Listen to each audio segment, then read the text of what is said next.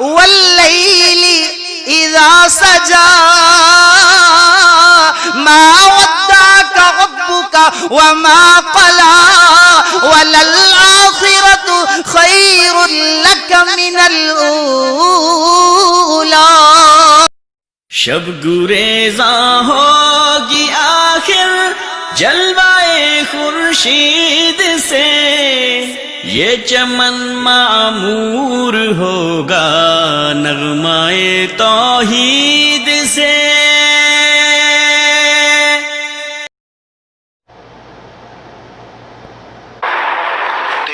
کے ساتھ ہمارا قیام مکمل ہوا.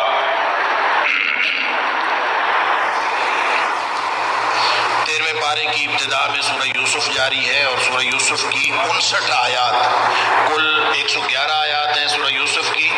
اس کی 52 آیات پچھلے پارے میں شامل تھیں اور 53 نمبر آیت سے لے کر 111 تک بقیہ 59 آیات آج کے پارے میں شامل ہیں. اس کے علاوہ سورۃ الرعد اور سورہ ابراہیم یہ مکمل شامل ہیں. سورۃ الرعد کی 43 آیات ہیں اور سورہ ابراہیم کی 52 آیات. اس کے علاوہ سورۃ الحجر بھی آج کے پارے میں شامل ہے، اس کی 1 آیت، لیکن وہ ہمارے قاری صاحب نے تلاوت نہیں فرمائی، وہ انشاءاللہ کل کے پارے میں آ جائے گی. تو گویا سورہ ابراہیم اور سورہ رعد مکمل یہ آج کے پارے میں تلاوت کی گئی. سورہ یوسف کے جو کل 12ویں پارے کے اختتام پہ جو بات ہو رہی تھی وہ یہ کہ جو عزیز مصر کی بیوی تھی حضرت یوسف علیہ السلام نے جیل سے باہر نکلنے سے انکار کر دیا کہ پہلے ریکارڈ درست کرو، اس لیے کہ جن لوگوں نے دعوت کا کام کرنا ہوتا ہے ان کو تہمت کے مقامات سے بچنا ضروری ہے. نبی اکرم صلی اللہ علیہ وسلم کا فرمان ہے اتقوا بمواضع التہم، جہاں کہیں بھی تہمت کا امکان ہو اس سے بچنا. نبی اکرم صلی اللہ علیہ وسلم اپنی زوجہ محترمہ کو گھر چھوڑنے جا رہے تھے تو راستے میں 2 لوگ ملے. اب نبی پاک صلی اللہ علیہ وسلم ساتھ زوجہ محترمہ، آپ رکے، ان کو بلایا ادھر آؤ بات سنو. وہ آئے، ان کو بتایا یہ میری زوجہ ہے، یہ میری بیوی. حیران رہ گئے اللہ کے رسول صلی اللہ علیہ وسلم، رات کا وقت تھا، حیران رہ گئے اللہ کے رسول صلی اللہ علیہ وسلم ہم آپ کے بارے میں برا سوچیں گے؟ فرمایا نہیں، اتقوا بمواضع التہم، جہاں تہمت لگنے کا امکان ہو اس امکان سے بھی بچو. اللہ. امام بخاری کے بارے میں کہتے ہیں کہ امام بخاری کے پاس پیسے تھے، اشرفیاں، اشرفی کا مطلب سونے کے سکے، دینار. تو کسی ڈاکو نے دیکھ لیے، کشتی کے اندر جا رہے تھے اور کشتی میں ظاہر کوئی اور تھا بھی نہیں، اس نے شور مچا دیا فراڈیے نے. اس نے کہا میرے 40 دینار تھے، 40 اشرفیاں، اور اس کے ساتھ باقاعدہ اس کی جو تھیلی تھی اس کا رنگ بھی بتا دیا کہ اس طرح کی نشانی ہے، اس میں میری 40 اشرفیاں چوری ہو گئی. اللہ اکبر. امام بخاری سے چونکہ اللہ نے کام لینا تھا تو اب چونکہ وہاں کشتی میں تھے سب، انہوں نے کہا تلاشی لے لیتے ہیں، اس رنگ کی تھیلی 40 اشرفیاں. اب وہ حضرت امام بخاری رحمہ اللہ کے پاس ہے تو تلاشی لینی شروع کی. تلاشی لیتے لیتے اب امام بخاری کے پاس آ کے مل جانی چاہیے تھی، تو امام بخاری کی بھی تلاشی ہوئی تو نہیں ملی. وہ شخص حیران ہو گیا، اس نے تو خود دیکھا تھا. تو بعد میں اس نے پوچھا کدھر گئی؟ انہوں نے کہا میں نے دریا میں پھینک دی. اس لیے کہ اگر آج تیرے جھوٹے الزام کی وجہ سے بھی بخاری کے اوپر یہ الزام آ جاتا تو نبی اکرم صلی اللہ علیہ وسلم کے فرامین کی جو خدمت کی ہے وہ تو قیامت تک کے لیے مشکوک ہو جاتی. لوگ طرح طرح کی باتیں کرتے کہ یہ کیا تھا، سچا تھا یا جھوٹا تھا، الزام تو لگا. تو اس لیے اس طرح کے الزامات سے بچنا چاہیے. حضرت یوسف علیہ السلام نے جیل سے باہر نکلنے سے اس لیے انکار کر دیا کہ پہلے ریکارڈ کلیئر کرو، ان عورتوں سے پوچھو کہ چکر کیا تھا. لہٰذا اس خاتون نے بتا دیا اور اس نے کہا کہ اب تو سارا حق واضح ہو گیا ہے. انا راودت عن نفسی وانہ لمن الصادقین. اگلا جو آخری آیت ہے اور اس 13ویں پارے کی پہلی آیت، اس کے بارے میں مختلف تفاسیر موجود ہیں. بعض لوگوں کا خیال ہے کہ یہ بھی کلام ہے عزیز مصر کی بیوی کا جس کا نام زلیخا بتایا جاتا ہے. یہ اسی کا کلام ہے کہ اس نے کہا ذالک لیعلم انی لم اخنہ بالغیب، کہ یوسف علیہ السلام تو پڑے تھے جیل میں. اب یہ تفتیش ہو رہی تھی عزیز مصر کے گھر میں، تو اس سے پوچھا جا رہا تھا کہ بتاؤ. اور بعض نے یہ بھی لکھا کہ عزیز مصر فوت ہو چکا تھا اس وقت، تو جو وقت کا بادشاہ تھا وہ تفتیش کر رہا تھا. جس بادشاہ کو خواب آیا تھا وہی تفتیش کر رہا تھا کہ چونکہ یوسف علیہ السلام نے باہر نکلنے سے انکار کر دیا تو وہ تفتیش کر رہا تھا کہ بتاؤ. تو انہوں نے اقرار کیا کہ اس کے دامن پر کوئی دھبا نہیں ہے، سارا کام ہم نے خراب کیا تھا. جب یہ بات کہہ دی تو پھر اسی نے یہ کہا ذالک لیعلم، تاکہ وہ جان لے، یوسف علیہ السلام کو پتہ چل جائے کہ میں نے اس کی غیر موجودگی کے باوجود بددیانتی نہیں کی اور میں نے ٹھیک بات بتا دی. یہ اسی کا کلام ہے زلیخا کا، لیکن اکثر مفسرین کا خیال یہ ہے کہ یہ کلام اس کا نہیں ہے، یہ کلام حضرت یوسف علیہ السلام. بعد میں جب یوسف علیہ السلام تشریف لے آئے تو انہوں نے کہا کہ تاکہ اللہ جان لے کہ میں نے کوئی اس کے اندر کوئی بددیانتی نہیں کی، اور صاحب بیت جو گھر والا ہے وہ بھی اس کو بھی پتہ چل جائے کہ پوری تاریخ کے اندر پورے حضرت یوسف علیہ السلام کے کردار کے اوپر کوئی دھبا نہیں ہے. اس لیے میں عرض کرتا ہوں یہ عظمت کردار کا قصہ ہے، یہ کوئی پیار محبت کی داستان نہیں ہے، یہ عظمت کردار کا قصہ ہے. البتہ یوسف علیہ السلام نے یہ کہا وما ابرئ نفسی، البتہ میں اپنے نفس کو بری نہیں کرتا. دل تو ہر شخص کا کشش کرتا ہے برائی کی طرف.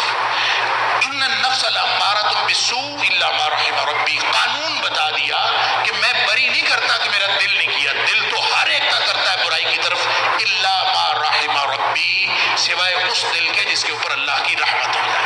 تو اللہ کی رحمت ہوئی، اور وہی بات جو پیچھے آئی تھی کہ وَلَقَدْ ہمت بِهِ وَهَمَّ بِهَا لَوْلَا أَن رَّأَىٰ بُرْهَانَ رَبِّهِ، اس نے ارادہ کیا، خاتون نے یوسف علیہ السلام کی طرف برا، یہ بھی برا ارادہ کر لیتے لولا أن رأى برهان ربه، اگر یہ اپنے رب کی برہان نہ دیکھے. تو اللہ تعالیٰ اپنے نبیوں کی حفاظت فرماتا ہے، اور اس لیے انہوں نے قانون بتا دیا کہ نفس تو ہمیشہ برائی کی طرف لے کے جاتا ہے، نفس کو ایسا بنا لینا چاہیے کہ اس کے اوپر اللہ کی رحمت ہو جائے. بہرحال بادشاہ نے کہا آپ لے آؤ اس کو، اور اس کو تو میں اپنا مقرب خاص بناتا ہوں، استخلص نفسی، میرا خاص مشیر بن جائے. فلما کلمہ قال انک اليوم لدینا مکین امین، ان سے بات کی میرے پاس آ جاؤ. قال اجعلنی علی خزائن الارض، مجھے وزیر خزانہ بنا، میں وزیر خزانہ بننا چاہتا ہوں. اب اس کا یہ مطلب نہیں ہے کہ کوئی شخص جو ہے وہ اپنے گھر سے اٹھے اور لوگوں کو کہتا پھر مجھے وزیر خزانہ بنا دو. یہ عام طور پر لوگ یہ دلیل کے طور پر پیش کرتے ہیں اپنے آپ کو عہدے کے لیے پیش کرنا، کہ جو یوسف علیہ السلام نے بھی تو اپنے آپ کو پیش کیا تھا. فرق سمجھ لیجئے دونوں باتوں کا. ایک بات یہ ہے کہ وہ تو عہدہ دے رہے تھے، فرق صرف اتنا ہے کہ انہوں نے مختلف عہدوں میں سے ایک عہدے کا انتخاب کیا. بھئی میں قابل تو ہوں، انی حفیظ علیم، مجھے اللہ نے جو علم عطا فرمایا ہے میں وہ علم خزانے کے امور کے حوالے سے بہت زیادہ بہتر ہے. وہ انی حفیظ، اور میں نگران بھی بڑا اچھا ہوں. چونکہ میری یہ قابلیت ہے، اس کا تعلق اس اپلیکیشنز کے ساتھ ہوتا ہے جو ہم نوکری کے لیے نہیں دیتے کہ جناب میں اچھا کام کر لیتا ہوں، میں نے میٹرک پاس کیا ہوا ہے، میں نے ایف اے کیا ہوا ہے، میں فلاں فلاں کام کر لیتا ہوں، مجھے اگر نوکری دے دیں میں اچھا کام کروں. تو یہی بات ہے کہ اپنے آپ کو ایسا نہیں ہے کہ جس شخص کے پاس قابلیت نہ ہو، جس شخص کے پاس جو ہے وہ کوئی کچھ بھی اس کے پاس نہ ہو تو وہ خام خواہ عہدے کی طلب میں پھرتا رہے. وہ تو نبی کریم صلی اللہ علیہ وسلم نے سادہ سی بات فرما دی ہے کہ جس کے دل میں طلب ہو نہ عہدے کی اس کو عہدہ دیتے ہی نہیں. جو اس طلب کے ساتھ بھاگتا پھرتا رہے کہ مجھے عہدہ ملے اس کو عہدہ نہیں دیتے.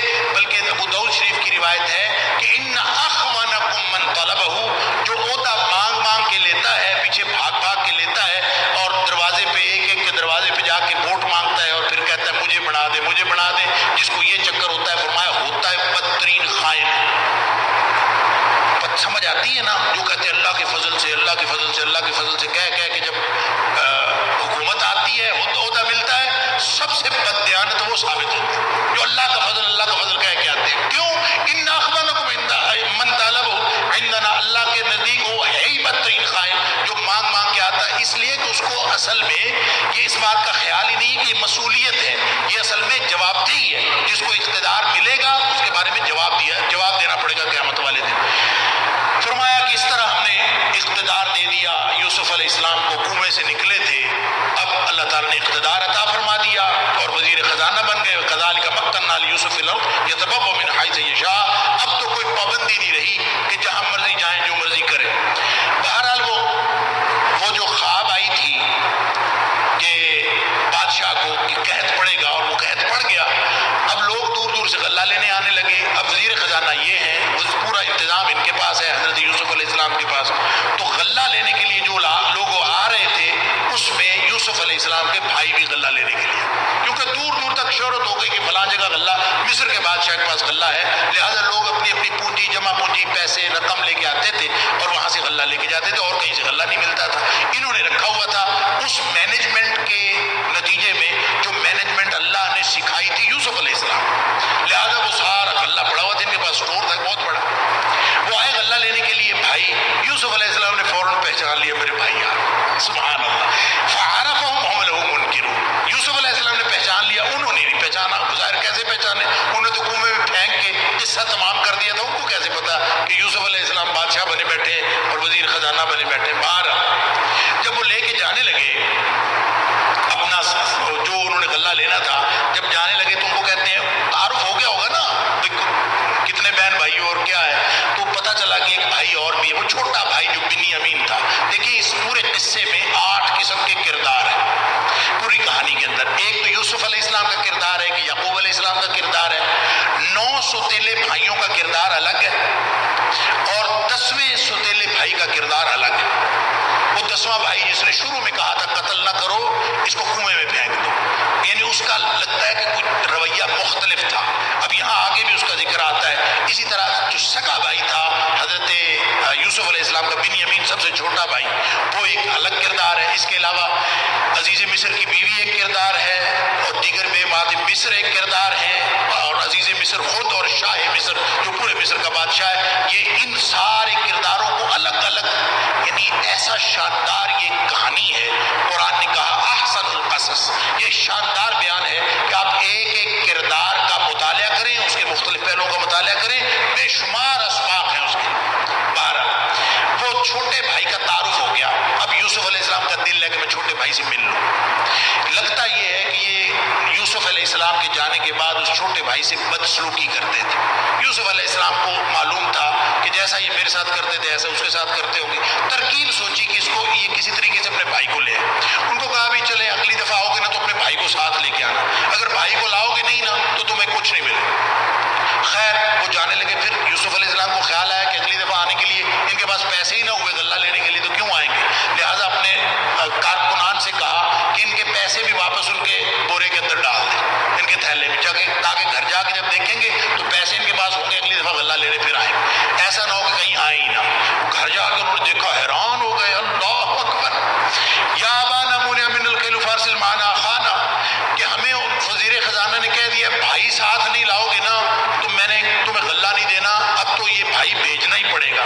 اب یوسف یعقوب علیہ السلام بیچارے حیران ہو، کہتے ہیں پہلے بھی تمہارے اوپر میں نے اعتبار کیا تھا یوسف علیہ السلام کے حوالے سے اور تم نے حالات کام خراب کیا، اب کیا کریں گے؟ فلما فتحوا متاعهم، جب انہوں نے اپنی وہ بوریاں کھول لی، حیران رہ گئے، وجدوا بضاعتهم ردت الیہم، کہ ساتھ وہ پیسے بھی ساتھ آ گئے۔ اب تو موج، یا ابانا ما نبغی، ابا جی ہمیں اور کیا چاہیے، غلہ بھی مل گیا پیسے بھی مل گئے۔ بندہ کوئی اچھا محسوس ہوتا ہے، لہذا بھائی کو ضرور بھیجیں، ہم غلہ بھی لے کے آئیں گے اور سب۔ خیر والد کو راضی کر لیا اور بنیامین کو ساتھ لے کے پھر چلے گئے۔ اللہ فرمایا یعقوب علیہ السلام نے ایک دروازے سے داخل نہیں ہونا۔ دیکھیں 10 بھائی ایک دروازے سے، بلکہ 11 بھائی ایک دروازے سے داخل ہوں گے تو بھی لوگوں کی نگاہوں میں تو آئیں گے نا، نظر بد لگ جاتی ہے۔ تو یعقوب علیہ السلام کے دل میں یہ بات آئی۔ اللہ تعالیٰ نے فرمایا ہونا کچھ بھی نہیں تھا، لیکن وہ دروازوں سے مختلف سے داخل ہوئے، جیسے ہی یعقوب علیہ السلام نے کہا تھا، کیونکہ ابا جی کا حکم تھا، لہٰذا وہ مختلف دروازوں سے داخل ہوئے۔ اگر نہ بھی مختلف دروازوں سے داخل ہوتے تو کچھ بھی نہیں ہونا تھا۔ اللہ تعالیٰ نے یعقوب علیہ السلام کی بات پوری کی کہ چلیں انہوں نے کہا ہے تم نے۔ جاتے ہی یوسف علیہ السلام نے بنیامین کے کان میں بتا دیا، انی انا اخوک فلا تبتئس بما كانوا يعملون۔ یہ فکرے پر غور کیجئے کہ میں تیرا بھائی ہوں، تو پریشان نہیں ہونا تو نے، اللہ فلا تبتئس بما كانوا يعملون، یہ جو کچھ تیرے ساتھ سلوک کرتے آئے ہیں آج تک اس بات سے پریشان نہیں ہونا، میں تیرا بھائی ہوں۔ اب اس کا مطلب یہ ہے کہ بد سلوکی وہ کرتے تھے، اور یوسف علیہ السلام کا اس کی طرف اشارہ، اسی لیے منگوایا تھا کہ یہ تیرے ساتھ جو کرتے ہیں اس کے لیے اب کوئی غم نہیں کرنا۔ اب ایک اور ترکیب کی، جب ان کے بورے بھر دیے غلے کے ساتھ تو بنیامین کے غلے میں وہ پیمانہ جو تولنے والا تھا اس میں رکھ دیا۔ جا رہے تھے پھر پیچھے سے آواز لگائی چوری ہو گئی. چوری ہو گئی؟ یہ کیسے؟ ہم نے کوئی چوری کی؟ بھائی جس کے پاس وہ ہے کیا چوری ہوا جی؟ بادشاہ کا پیالہ چوری ہوا جس کے ساتھ وہ غلہ ناپتے تھے، تو بہت قیمتی پیالہ تھا. دے دو، جو دے دے گا اس کو ہم 1 اونٹ کا غلہ دیں گے اور اس کے علاوہ اور بھی دیں گے، میں اس کا نگران ہوں، میں اس کا ذمہ دار ہوں، آپ دے دیں. لیکن وہ انہوں نے کہا جی ہم نے کوئی چور ہے؟ کہتے ہیں قالوا تاللہ لقد علمتم ما جئنا لنفسد فی الارض وما كنا سارقین. نہ تو ہم فسادی ہیں، زمین میں فساد پھیلانا، نہ ہم چور ہیں. سارے بھائی گارنٹی دے رہے ہیں ہم چور نہیں ہیں. بعد میں وہ نکل آیا، جب تلاشی ہوئی تو نکل آیا. دیکھیں بندہ خود کہے کہ ہم چور کوئی نہیں ہے تو وہ اندر سے نکل آئے، پھر بندہ کیا کرتا ہے؟ پھر انہوں نے پتہ کیا کہا؟ قالوا یسرق فقد سرق اخ له من قبل. اللہ اکبر. کہتے ہیں اصل بات یہ ہے کہ ہم 10 بھائی الگ ہیں، یہ ایک اکیلا الگ ہے. اس کا بھی ایک بھائی ہوتا تھا پہلے، تو وہ بھی چور تھا، یہ بھی چور ہے. نہیں ہم چور نہیں ہیں، اس کا بھائی بھی چور تھا، اس نے چوری کی ہے، اس کا بھائی بھی چور تھا. انا للہ. یوسف علیہ السلام سن رہے ہیں سامنے. اللہ تعالیٰ فرماتا ہے فَأَسَرَّهَا يُوسُفُ فِي نَفْسِهِ وَلَمْ يُبْدِهَا لَهُمْ. پی گئے یوسف علیہ السلام، کچھ نہیں کہا. یہ ہے صبر، یعنی یہ ہے کردار کی بلندی. ادھر دیکھیں نا جب وہ آیا تھا خواب کی تعبیر پوچھنے کئی سال بعد، اور جس نے یوسف علیہ السلام کے بعد کو بھی یاد نہیں رکھا، وہ آ کے خواب کی تعبیر پوچھتا، اس کو خواب کی تعبیر بتائی ہے، شکوہ نہیں کیا کہ تو نے میرے ساتھ کیا کیا. یہ تھی کردار کی بلندی. سبحان اللہ. تو انہوں نے کہا کہ اب جو چوری جس نے چوری کی ہے اس کو ہم رکھیں گے. یہ پہلے سے طے ہے، جس کے تھیلے میں سے نکلے گا تو اس کو ہم سزا کے طور پر ادھر ہی رکھ لیں گے. اس کی وجہ یہ ہے، اللہ تعالیٰ فرماتے ہیں کہ کذالک کدنا لیوسف. یوسف علیہ السلام کے لیے ہم نے تدبیر کی، اس لیے کہ اس وقت کے جو امیگریشن کے قوانین تھے نا وہ رکھ نہیں سکتا تھا. ہر ملک کے قوانین ہوتے ہیں، تو کوئی شخص ایک ملک کا شہری دوسرے ملک کا شہری نہیں بن سکتا، اس کے اپنے قوانین ہوتے ہیں. تو ہمارا اس وقت کا جو بادشاہ کا قانون تھا اس کے مطابق کوئی غیر باشندہ آ کے رہ نہیں سکتا تھا وہاں پہ. تو چونکہ یہ تدبیر ہو گئی کہ جناب چوری ہوئی ہے اور اس کے بدلے میں انہوں نے رکھ لیا. بہرحال اس کو انہوں نے بڑے کوشش کی کہ ہماری خذ احدنا مکانہ، ہمارے میں سے، ہم میں سے 10 بھائی ہیں، ہم میں سے کسی کو اس کی جگہ رکھ لو، اس کو دے دو. ہم نے اپنے ابا جی سے بڑا پکا وعدہ کیا کہ ہم واپس لے کے آئیں. نہیں مانے وہ، کہ یہ تو بڑا ظلم ہے، چوری اس نے کی ہے، کسی اور کو رکھ لے کیسے ہو سکتا ہے؟ اللہ خیر. اب وہ بڑا بھائی یہاں پہ پھر الگ کردار کہتا ہے قال کبیرہم الم تعلموا ان اباکم قد اخذ علیکم موثقا من اللہ. تمہیں پتہ نہیں کتنا پکا وعدہ تم کر کے آئے ہو اور اللہ کو گواہ بنایا ہے. پھر اس سے پہلے تم نے یوسف علیہ السلام کے بارے میں بھی زیادتی کی. ومن قبل ما فرطتم فی یوسف. تمہیں پتہ نہیں تم کر کے آ رہے، لہٰذا جاؤ خود ہی جا کے ابا جی سے بات کرو، میں نے تو جانے کی. گویا اس میں شرمندگی تھی، اس میں ندامت تھی، میں نے کوئی نہیں بات کر.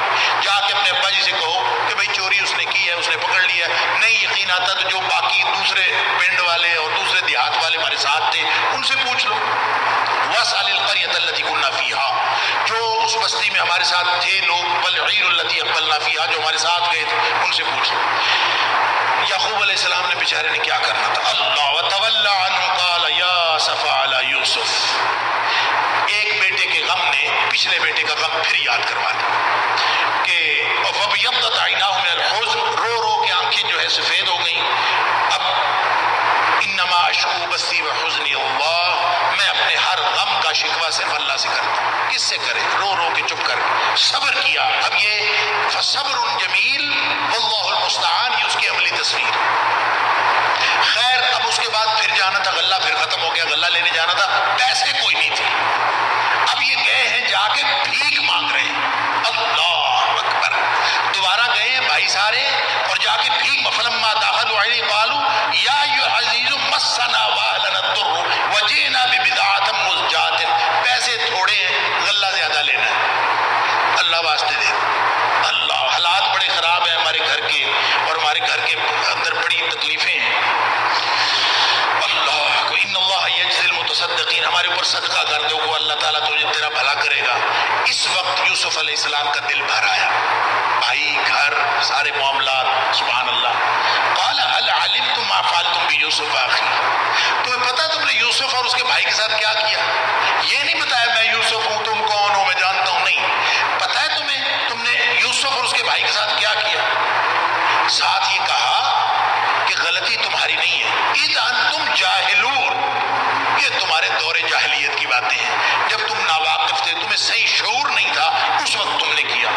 قالوا انک لانت یوسف، تو یوسف ہے، سمجھ آ گئی اس کو یوسف کا کیا پتا، یہی ہوگا یوسف۔ قال انا یوسف ھذا اخی، میں یوسف ہوں اور یہ میرا بھائی۔ قد من اللہ علینا، اب وہ نسخہ بتا رہے ہیں یوسف علیہ السلام کہ اللہ تعالیٰ نے تم لوگوں نے تو مجھے کنویں میں پھینکا تھا، اللہ نے مجھے یہاں بادشاہت کیسے دی ہے؟ نسخہ یہ ہے، انہ من یتق ویصبر فإن اللہ لا یضیع اجر المحسنین، جو شخص بھی تقوی اور صبر اختیار کرتا ہے، من یتق ویصبر، تقوی یہ ہے کہ ہر لمحہ اللہ کی ناراضگی سے بچنے کی کوشش کرنا، ہر لمحہ اللہ کی رضامندی حاصل کرنے کی کوشش کرنا، خلوت میں ہو جلوت میں ہو جہاں مرضی، جو اس طرح کا کردار اپناتا ہے ویصبر، اور اللہ کے دین پر ڈٹا رہتا ہے، جس نے یہ کردار اپنا لیا فإن اللہ لا یضیع اجر المحسنین، اللہ ایسے محسنوں کا اجر ضائع نہیں کرتا۔ گویا صبر اور تقوی یہ کلید ہے کامیابی کی۔ اب ان کو بھائیوں کو ریلیکس کیا، بھائی ظاہر شرمندہ ہو گئے بیچارے، ان کو ریلیکس کیا، لا تثریب علیکم اليوم یغفر اللہ لکم، کوئی مسئلہ ہی نہیں ہے، کوئی پریشانی نہیں ہے، اللہ بھی تمہیں معاف کرے گا، میری طرف سے بھی کوئی مسئلہ نہیں ہے، وہو ارحم الراحمین، اللہ رحم کرنے والا ہے۔ یہ میری قمیض لے جاؤ، بابا جی کے آنکھوں پہ لگاؤ، ان کی جو بینائی ہے وہ واپس آ جائے گی۔ پھر بابا جی کو، یعقوب علیہ السلام کو، سب کو لے کے یہاں آئے، کیونکہ یہاں بادشاہت ہے اور یہاں ہمیں اللہ تعالیٰ نے اقتدار دیا ہے، لہٰذا سارے شفٹ ہو جاؤ۔ وہ جو سوال تھا نا کہ بنی اسرائیل کیسے مصر شفٹ ہوئے، اب یہ شفٹنگ ہو رہی ہے مصر میں۔ اب قمیص ادھر سے چلی، بابا جی گھر والوں کو کہتے ہیں حضرت یعقوب علیہ السلام کہ یوسف کی خوشبو آتی ہے۔ اللہ اکبر، لوگوں نے کہا نبی دیکھو غیب جانتے ہیں، ادھر مصر سے کرتا چلا، خوشبو فلسطین میں بیٹھے ہوئے آنی شروع، غیب جانتے ہیں۔ یہ وہ یوسف ہے جس کی قمیص مصر سے چلی تو خوشبو فلسطین میں آ گئی، یہ وہ یوسف ہے کہ پورے کا پورا کنویں میں پڑا تھا محلے کے ساتھ ہی، اس وقت خوشبو نہیں آئی۔ اللہ، نتیجہ کیا نکلا؟ جب اللہ نہ بتائے تو پاس بھی پڑا ہو تو نہیں بتاتا، کسی نبی کو کچھ نہیں پتا، جب اللہ بتا دے تو پھر چاہے مصر سے قمیض چلی ہو خوشبو آنی شروع ہو جاتی ہے۔ یہ اللہ تعالیٰ عطا فرماتا ہے، عالم الغیب اللہ ہے۔ بہرحال آ کے ان کو یعقوب علیہ السلام کو سارے خاندان کو لے کے وہاں گئے، جب وہاں دربار میں داخل ہوئے تو 11 بھائی اور ماں باپ دونوں وہاں سجدہ تعظیمی کر رہے تھے، تو یوسف علیہ السلام کو خواب یاد آ گیا۔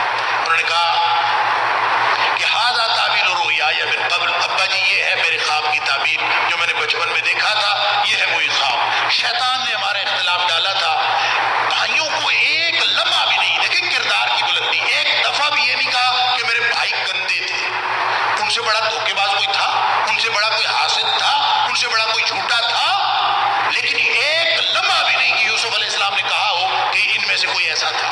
فرمایا کہ ان نزغ الشیطان بینی و بین اخوتی، یہ شیطان نے گڑبڑ کی ہے ساری میری اور میرے بھائیوں کے درمیان، میرے بھائی تو بڑے اچھے ہیں، شیطان نے ہمارا معاملہ سارا خراب کیا۔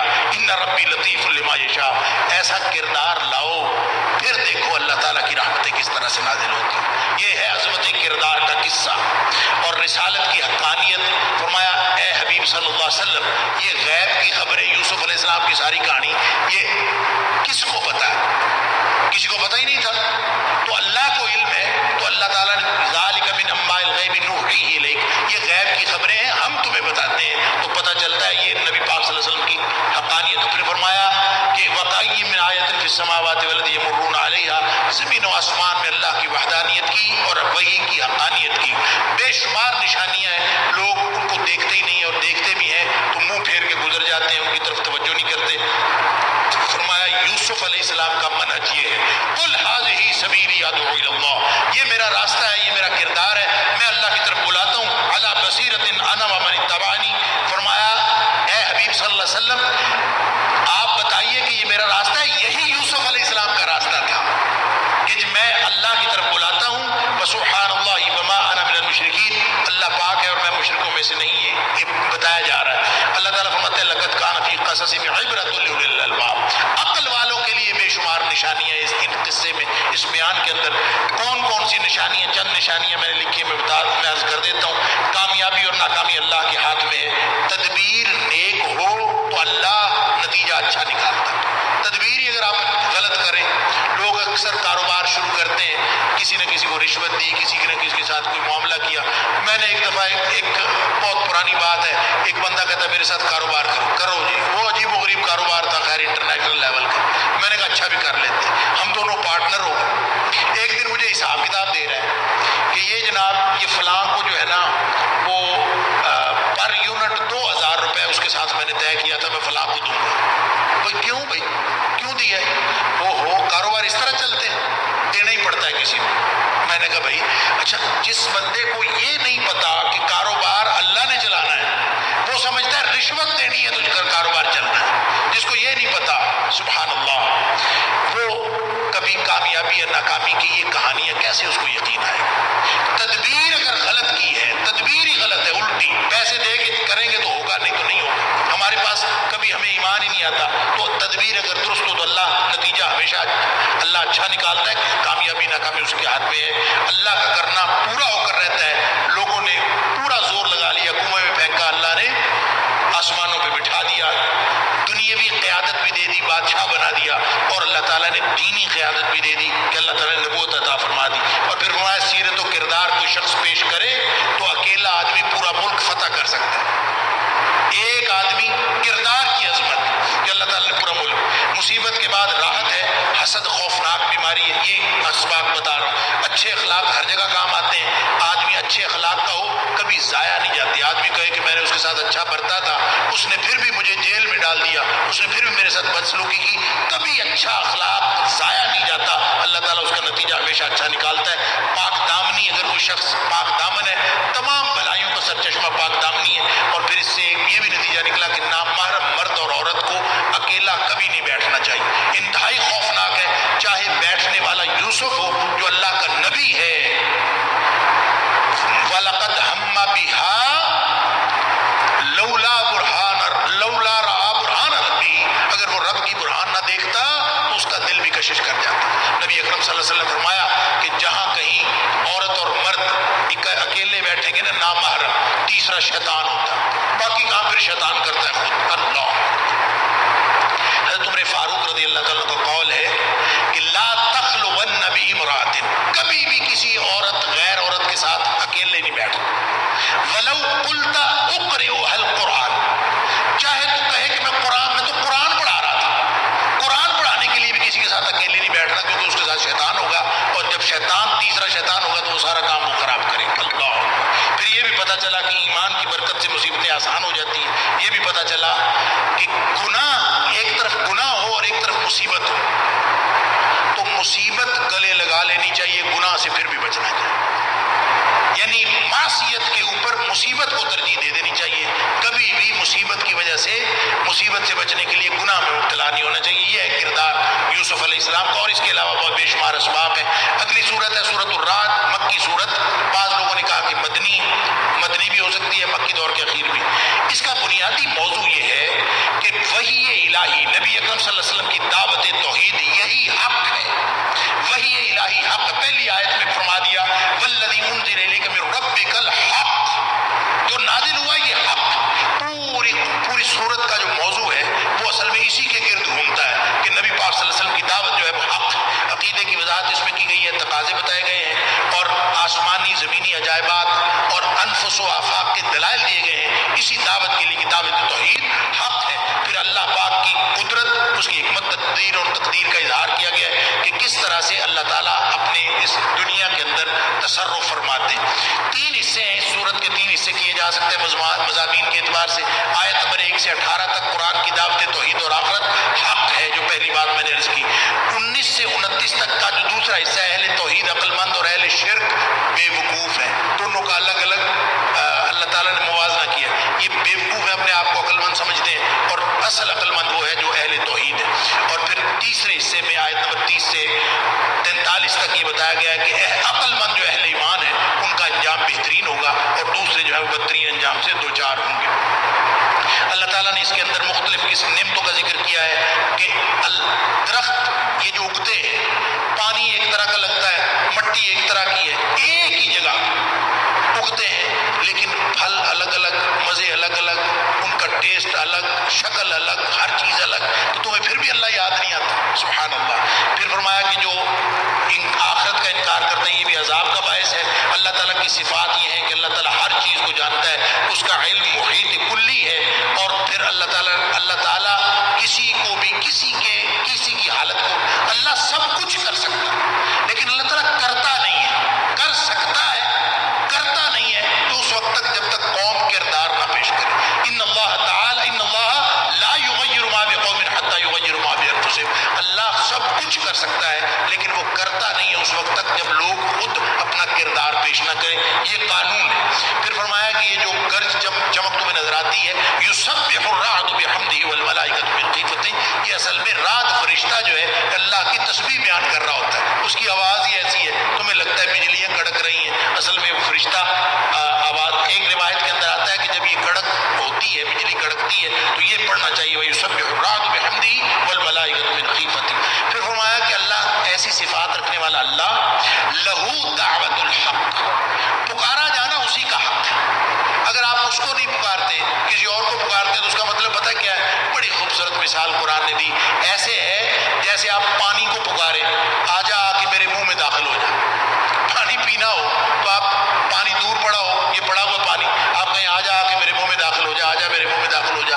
اللہ تعالیٰ فرماتے ہیں اللہ کے علاوہ مخلوق میں سے کسی کو بھی پکارنا ایسے ہی ہے جیسے آپ کسی بے جان چیز کو کہیں کہ آ کے میرے منہ میں داخل، ان کے پاس حیثیت ہی کوئی نہیں، ان کے پاس طاقت ہی کوئی نہیں، تو آپ کس کو پکار رہے ہیں؟ تو جیسے کوئی شخص پانی کو کہے کہ وہ آ کے میرے منہ میں داخل ہو جا، فرمایا الا کباسط کفیہ الی الماء، ہاتھ پھیلائے ہوئے ہوں پانی کی طرف، آجا آجا کہتے رہے، آ جائے گا؟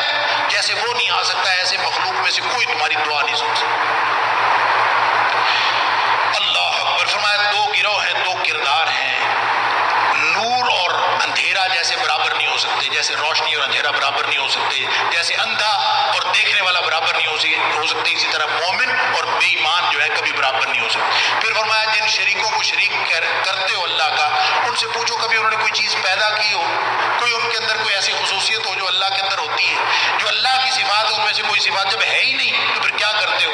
ایک بات یہاں قانون اللہ تعالیٰ نے بتایا، وَأَمَّا مَا يَنْفَعُ النَّاسَ فَيَمْكُثُ فِي الْأَرْضِ۔ دیکھو زمین میں تمہیں کافر بھی بعض اوقات زمین کے اندر غلبہ حاصل کیے ہوئے نظر آتے ہیں، یہ غلبہ اللہ تعالیٰ وقتی طور پر ہر اس شخص کو دیتا ہے جو لوگوں کے لیے فائدہ مند ہوتا ہے، لوگوں کو جو بھی فائدہ پہنچائے۔ ایک دنیا میں عارضی غلبے کے لیے اللہ کا قانون اور ہے، آخرت کے لیے کامیابی کے لیے اللہ کا قانون اور ہے۔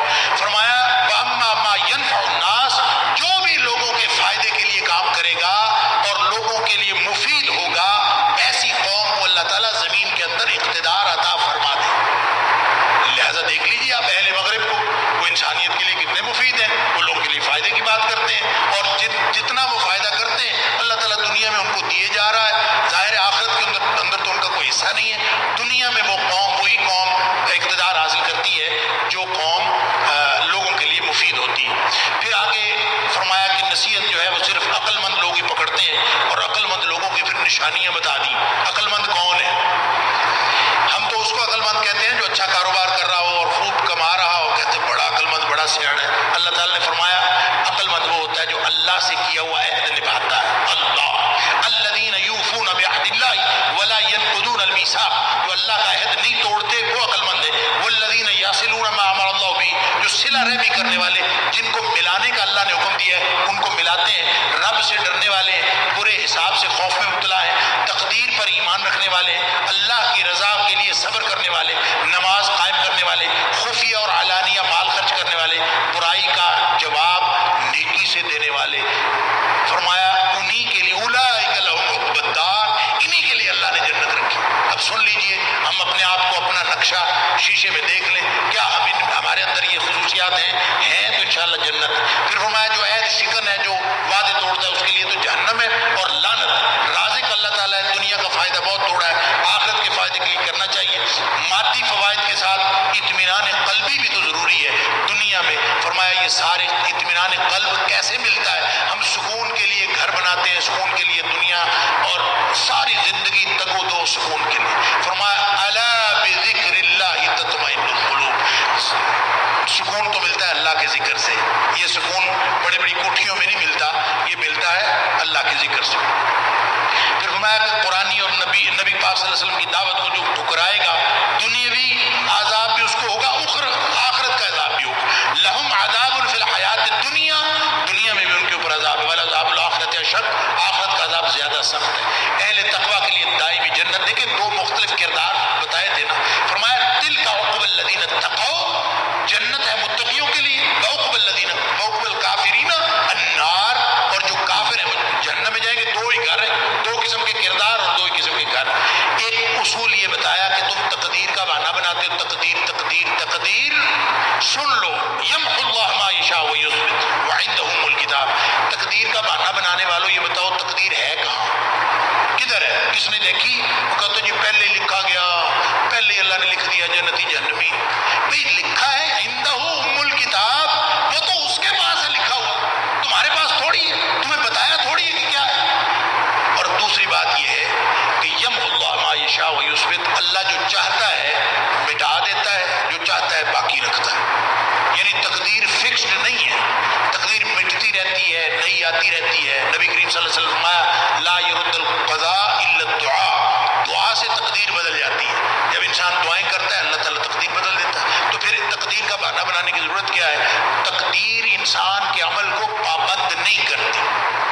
تو اقبال نے کہا تھا تقدیر کے پابند نباتات و جمادات، مومن فقط احکام الہی کا ہے پابند. ہم تقدیر کے پابند نہیں ہیں، ہم امر الہی کے پابند ہیں، شریعت الہی کے پابند ہیں. آگے سورہ ابراہیم ہے. سورہ ابراہیم بھی مکی دور کی صورت ہے. اس کے دو بنیادی حقیقتیں واضح کی گئی ہیں. پورا مضمون پوری صورت کا دو. ایک تو یہ کہ جتنے بھی رسول آئے ہیں سب کی، سارے نبیوں اور رسولوں کی دعوت ایک، بنیادی نقطہ ایک، اور یہ کہ کردار بھی ان کا ایک جیسا. سارے نبیوں کا بنیادی نقطہ جو دعوت کا نقطہ ہے وہ بھی ایک ہے، توحید، اور سب کا کردار بھی ایک جیسا ہے. سارے نبی گویا انبیاء اور رسول کی وحدت بیان کی گئی ہے. سورۃ الانبیاء کے بنیادی مضامین میں سے ایک مضمون یہ ہے. اور دوسرا یہ ہے کہ انعامات الہیہ، جتنے بھی اللہ نے انعامات کیے ہیں اور جتنا نبی دعوت دیتے ہیں، ان کے نتیجے میں دو رویے پیدا ہوتے ہیں، ایک شکر کا، ایک کفر کا. شکر والے جنت میں جائیں گے، کفر والے جہنم میں جائیں گے. اور پھر ساتھ فرمایا ایام اللہ سے سبق سیکھو. یہاں پہ وذکرہم بایام اللہ، آیت نمبر 5 کے اندر اللہ تعالیٰ نے فرمایا کہ ایام اللہ سے مراد ہے اللہ کے دن. اللہ کے دن کون سے؟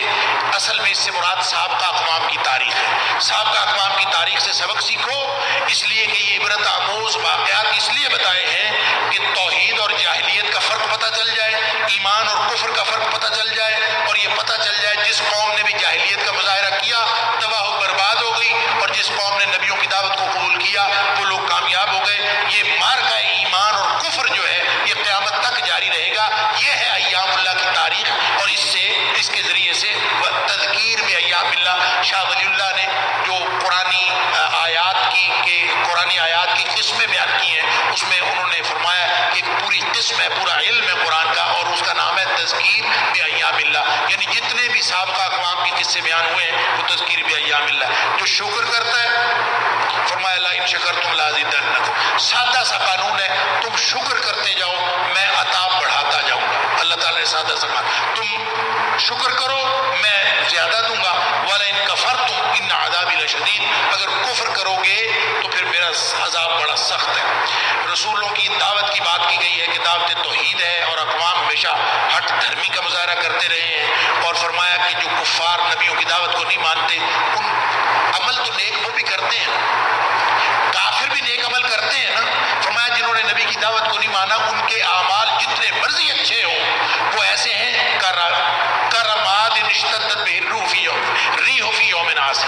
ان کے اعمال جتنے بھی اچھے ہوں ان کی حیثیت یہ ہے راکھ پڑی ہوئی ہے نا، راکھ، اس کے اوپر آندھی چلے تو راکھ بچ جاتی ہے، کچھ بھی نہیں، چٹیل میدان صاف چھوڑ جاتی ہے. جیسے راکھ آندھی میں ٹھہر نہیں سکتی، اسی طرح سے جو کفار کے اعمال ہیں وہ اللہ کے ہاں کوئی وزن نہیں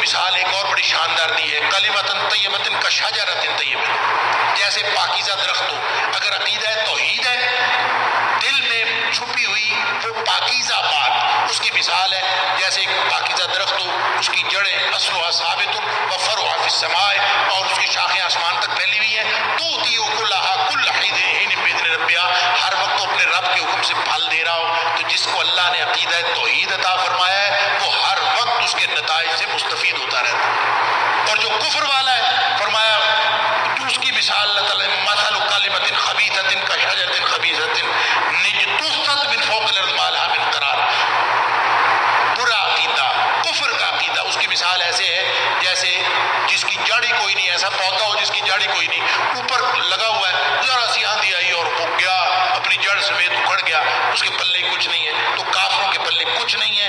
اللہ تعالیٰ مومنین کو دنیا و آخرت میں ثابت قدمی اختیار کرتا عطا فرماتا ہے، یثبت اللہ الذین آمنوا بالقول الثابت فی الحیات الدنیا و فی الآخرہ، جو مومن ہو جاتا ہے اللہ تعالیٰ دنیا میں بھی اس کو ثابت قدمی عطا کرتا ہے اور آخرت میں بھی۔ وَيُضِلُّ اللَّهُ الظَّالِمِينَ، ظالموں کو اللہ تعالیٰ گمراہی کے راستے پر جانے دیتا ہے۔ اللہ کے بے شمار احسانات ہیں، گن سکتے ہو کتنے؟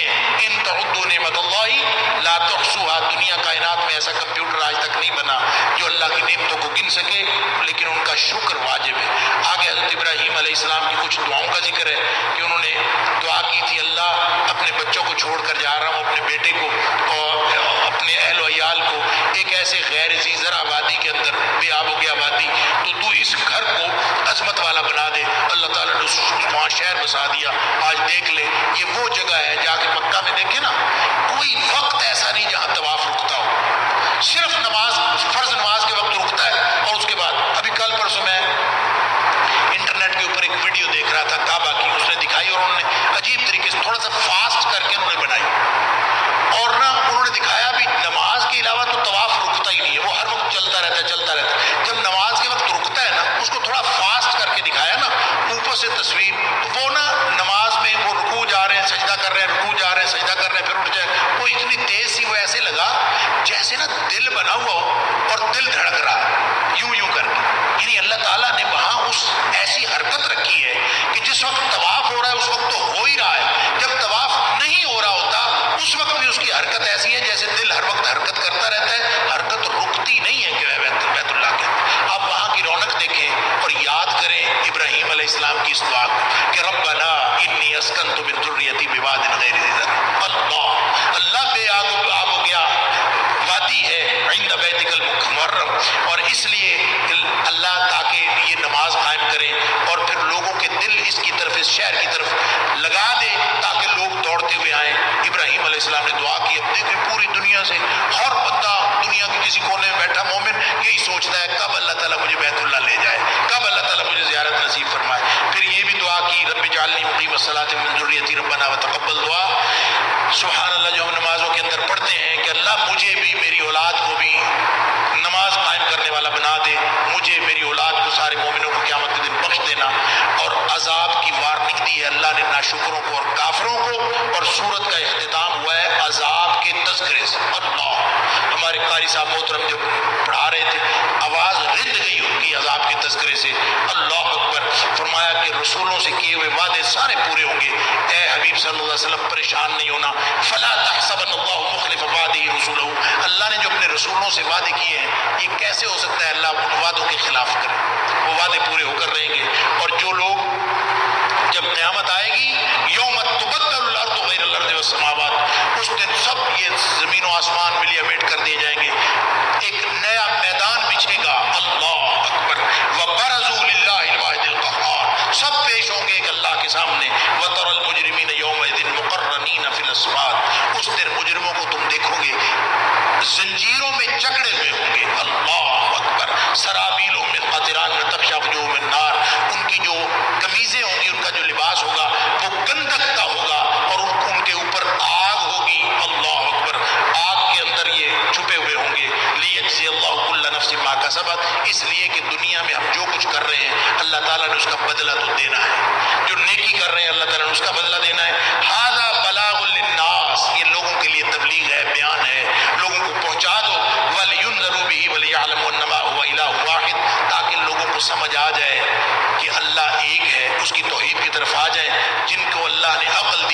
نصیحت پکڑ لے. اللہ تعالیٰ مجھے اور آپ کو ہم سب کو نصیحت پکڑنے کی توفیق عطا فرمائے. وآخر دعوانا الحمدللہ رب العالمین.